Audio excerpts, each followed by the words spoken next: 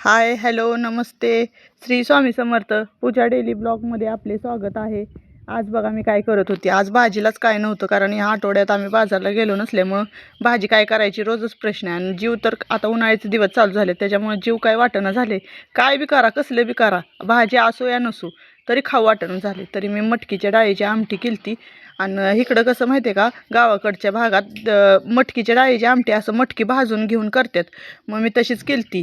आणि म्हणजे असं व्यवस्थित केलं ना तर चांगली लागते, चवीला लागते.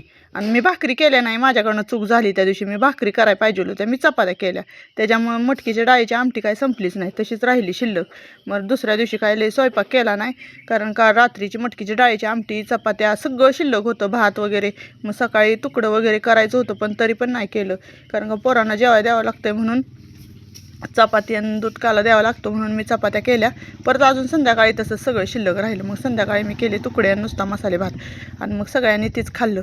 पोरांना केलती मग भाकरी. मग म्हणलं चला आता कसं तर करायचं, आपलं उरकून पटापटा ही करायचं. मग हे बघा, गजरा करणं झालं नाही म्हणून मी झेंडूच्या फुलांचा गजरा केला आणि असं कलसाला टाकला, कलसाला घातला. कारण का माहिती आहे का, म्हणलं लय उशीर लागतो गजरा करत बसायला. आणि हे आपलं सरासरा मी सुईत ववलं आणि पटपट उरकून घेतलं, कारण सकाळची गडबड असते त्यामुळं उरकावं लागते. आणि माझा नारळ बघा एवढा मोठा, म्हणजे असं व्यवस्थित आलाय. त्याला आता आम्ही बाहेर लावणार आहे. आणि मटकी केलती सकाळी मिठाची खायला नाश्त्याला म्हणून.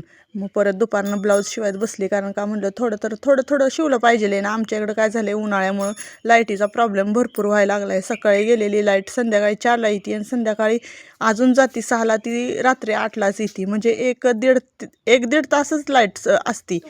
आणि परत लगे पोरांना पुरी भाजी खायची होती. आता पुरी भाजी खायची आहे म्हणल्यावर म्हणलं आता उन्हाळ्याचा दिवस आहे, पाणी पाणी होतंय.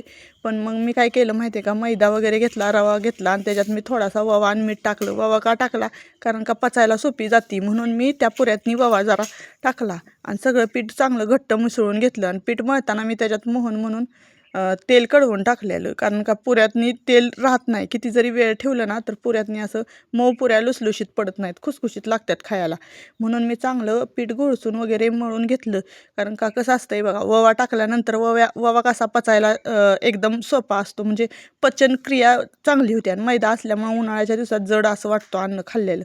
म्हणून मी त्याच्यात ओवा आणि मीठ हे सगळं टाकून पीठ चांगलं मळून घेतलं. आणि परत लगेचच पोरांचा धिंगाणा चालू झाला. परत दुसरी कणिक मळून घेतली, चपात्या केल्या, बटाटा केला, बटाट्याची भाजी केली. आता मटकीला म्हणलं कधी हुडकं, म्हणजे मटकी संपलेली. मग म्हणलं अचानकच आता खायची पुरी भाजी म्हणल्यावर मटकी आणायची कुठनं. आमच्या गावाकडे लगेच मटकी वगैरे काय भेटत नाही आहे, त्याला मंगळवारच्या दिवशीच सगळं असं काय भेटतं. मग म्हणलं जाऊ दे चला.